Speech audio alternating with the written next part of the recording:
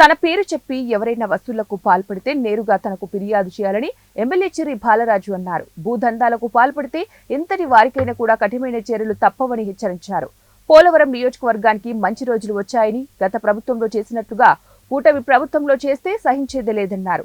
ఏలూరు జిల్లా పోలవరం నియోజకవర్గంలో నిర్వహించిన సమావేశంలో ఎమ్మెల్యే పాల్గొన్నారు.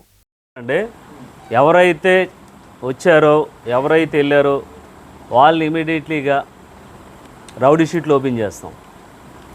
దాంట్లో మాత్రం వెనకడుగేయం. ఎందుకంటే తప్పుడు ఆరోపణలు చేస్తే వాళ్ళ ముందు అరెస్ట్ చేస్తాం. ఏదైతే మీకు ఇచ్చినటువంటి ఫిర్యాదులు ఉన్నాయో అందులో ఏమాత్రం తప్పు వచ్చినా సరే వాళ్ళు ఇమీడియట్లీగా వాళ్ళ మీద కూడా రౌడీ షీట్ ఓపెన్ చేసి లోపల కూర్చోబెడతాం. ఇది కేవలం గత 5 సంవత్సరాలు గత 10 సంవత్సరాలు బట్టి ఎంత దందాలు చేస్తున్నారో మీ అందరికీ తెలుసు. ఒక మనిషి సుమారు 200 ఎకరం 300 ఎకరం చేసుకుంటున్నారు. అక్కడ నిర్వాసితులకు ఇచ్చేటువంటి కౌలు 10,000 అయితే వీళ్ళు బయటకు ఇచ్చేటువంటి కౌలు 70,000 రూపాయలు తీసుకుంటున్నారు. దీనిపై కొంతమంది వీళ్ళ దగ్గర కూడా తప్పు ఉంది. ఎవరి దగ్గర?